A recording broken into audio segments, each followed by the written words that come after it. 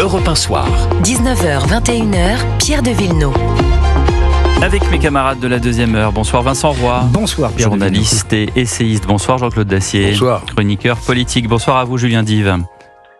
Et merci d'être avec nous en direct. Duplex, vous êtes député Les Républicains de l'Aisne. Je le disais à l'instant dans le rappel de titre, Bruno Retailleau dit ceci. Il dit la droite ne peut pas accepter ce budget. Il dénonce un pouvoir prêt à lâcher n'importe quoi pour se maintenir à tout prix. Comment est-ce que vous interprétez cette injonction de votre chef, le président des Républicains ? Et oui, il a raison, on ne peut pas accepter n'importe quoi dans le budget, mais demain ce n'est pas le vote du budget. Le vote du budget, il interviendra après les débats dans commission des finances, puis dans l'hémicycle, sur le projet de loi de finances, puis sur le projet de loi de finances de la sécurité sociale, à l'Assemblée d'une part et au Sénat d'une autre part. Et à l'issue de ces débats, on verra à quoi ressemble ce budget, en fonction de ce que nous avons combattu, en fonction de ce que nous avons voulu apporter et contribuer justement à la réduction des dépenses publiques, parce que c'est notre leitmotiv, c'est de baisser les dépenses publiques.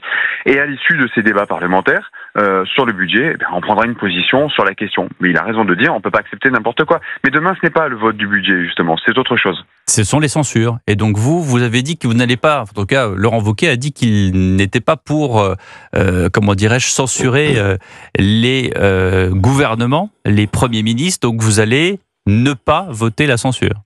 Mais pardon, Bruno Retailleau n'a pas dit non plus qu'il fallait censurer demain. Je ne l'ai vu nulle part. D'ailleurs, samedi, nous avons fait une visio ensemble des députés et des sénateurs. Et les sénateurs ont massivement poussé pour une ligne qui était le soutien sans participation. Cette ligne a ensuite été validée par le bureau politique des Républicains, en visio à nouveau, auquel siègent des élus locaux, des représentants des fédérations. Et massivement aussi, le bureau politique a voté pour une ligne qui était le soutien sans participation. Cette position a été soumise aux militants qui ont voté à 75% sur cette position. Donc, à partir du moment où la ligne n'a pas changé, s'ils veulent changer et qu'on passe à la censure, on en discute tous ensemble, mais ça n'a pas été proposé. On reste sur la ligne. Cette ligne, on est en désaccord avec ce budget de manière collective. C'est pas un secret, y compris chez les députés. Mais le sujet depuis le départ est de dire on est responsable, on met pas le pays dans le décor. Mais responsable, donc, Monsieur Dive, ça ne veut plus rien dire aujourd'hui. Je suis désolé de vous dire ça, mais tout le monde utilise ce mot en responsabilité. En réalité, pensez à vos électeurs. Honnêtement, je suis pas sûr qu'on comprenne grand-chose. Penser à ces électeurs, c'est vraiment voir le sujet par le petit bout de la lorgnette. Le sujet, c'est pas de penser en fonction de ces portions d'électeurs, c'est de penser en fonction de la France et des Françaises et des Français. Donc, si on veut pas de budget, si on veut mettre le pays dans le décor et si on veut aller, c'est évidemment faut censurer. C'est d'ailleurs ce que fait le RN et LFI. Et je note que RN et LFI veulent censurer en étant pour l'abrogation de la réforme des retraites. Ils sont pour une retraite à 60 ans. Donc c'est aussi ce qu'il faut avoir à l'esprit. On regardera quand même le 30 octobre prochain les niches parlementaires du RN. On verra s'ils sont toujours pour ce que vous dites et pour cette retraite à 60 ans. Monsieur Roy, vous voulez vous poser une question, Monsieur Dive ? Oui, bonsoir. Il y a la question de la retraite. Dans le budget, il y a aussi une question centrale qui est celle de l'augmentation des impôts. 14 milliards. Vous avez raison, mais c'est pour cette raison qu'on porte des amendements et j'en ai déjà rédigé tout à l'heure pour supprimer un certain nombre de mesures fiscales. Depuis le départ, notre en commençant par quoi, monsieur Dive ?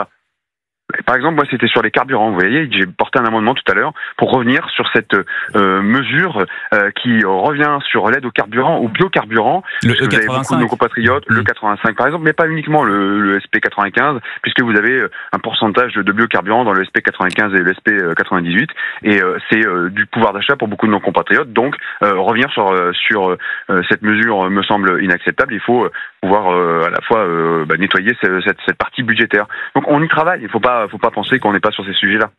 Il y a donc une question de stratégie d'une certaine façon, puisque si vous attendez le budget au cas où il ne vous conviendrait pas pour censurer, et si vous ne censurez pas demain, c'est donc que vous mettez en place une stratégie. Alors vous dites effectivement, en responsabilité, on ne veut pas faire tomber directement le gouvernement, on préfère attendre. Mais il s'agit donc d'une certaine manière d'une stratégie politique qu'on a un peu de mal à comprendre, puisque finalement, faire tomber le gouvernement, c'est redonner la parole aux Français, et on se dit, ça serait peut-être pas mal qu'ils parlent. Et une petite voix me dit, peut-être, je dis bien peut-être, que dans le cadre d'une dissolution, vous avez peur du RN. Réponse de Julien Dive.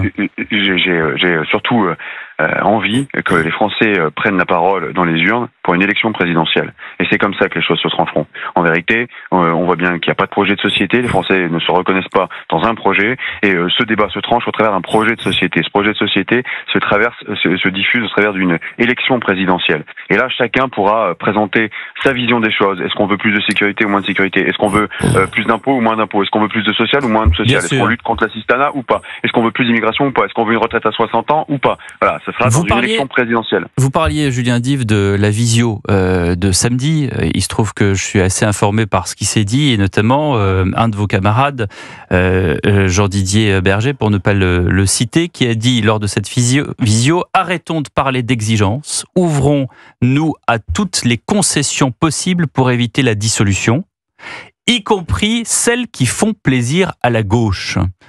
Est-ce que c'est responsable d'un élu de droite de dire que finalement, il faut quand même faire plaisir à la gauche, et c'est ça les concessions en politique, monsieur Dive?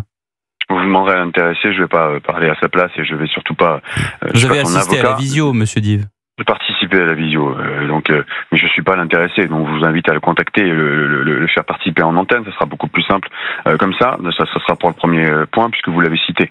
Maintenant, la question est de ne pas faire des concessions n'importe comment, et d'ailleurs, c'est pour cette raison qu'on portera, mais j'ai l'impression que les gens ont peur du débat budgétaire, j'ai l'impression que les gens ont peur du débat parlementaire. Non, mais ça va tellement vite, vous savez. Ouais, ça va tellement vite, mais on peut quand même faire le débat parlementaire, ça fait pas de mal d'avoir un peu de débat parlementaire dans notre société pour un peu dire ce que pensent les uns et les autres. Vous avez parlé de la niche du mois de novembre. Vous avez parlé de la niche du mois de novembre. Effectivement, on va voir un peu ce qu'il y a dedans. Et on ira sans problème voter ce qu'il y a dedans. Figurez-vous que je suis très très curieux de savoir ce qu'il y a dedans, comme vous.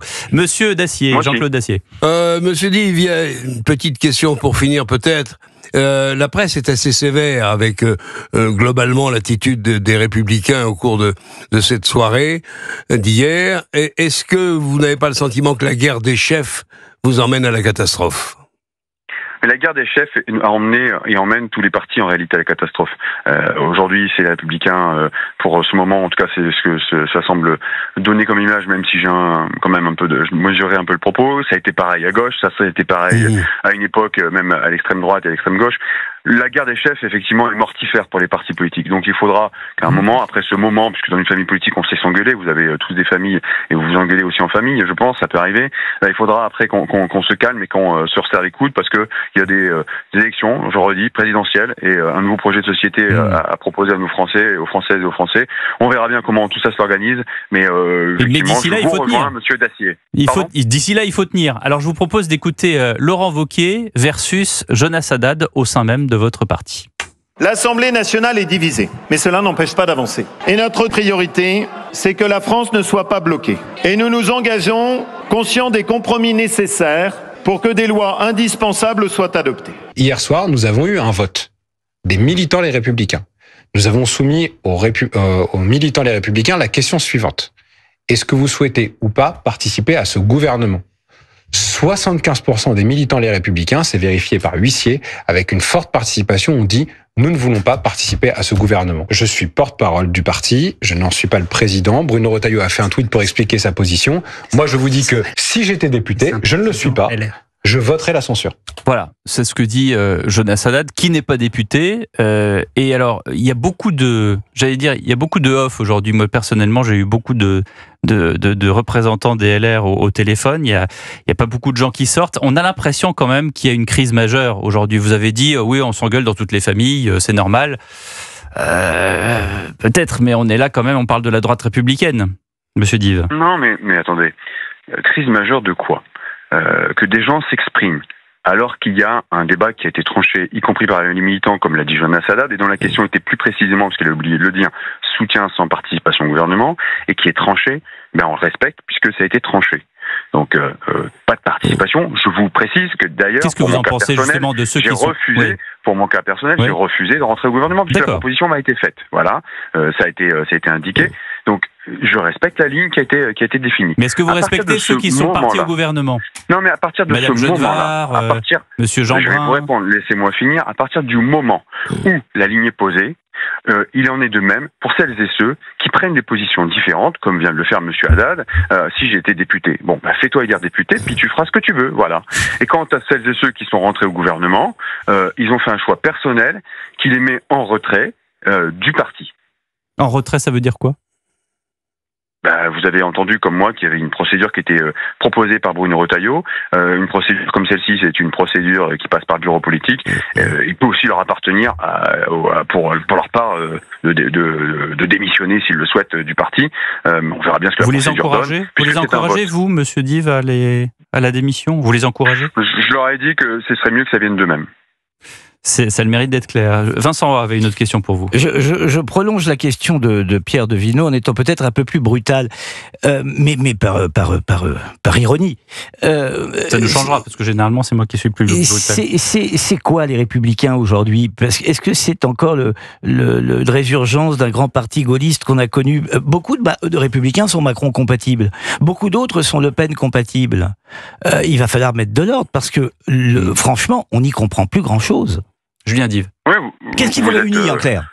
Vous forcez le trait volontairement, et vous êtes ironique volontairement sur la question, parce qu'effectivement, c'est pas parce que quelques-uns sont compatibles d'un côté ou de l'autre, et en réalité, ça a toujours été, même à l'époque du RPR, et même à l'époque de l'UMP. Donc ne faisons pas comme si ça n'avait jamais existé, même s'il y en a qui sont compatibles d'un côté ou de l'autre.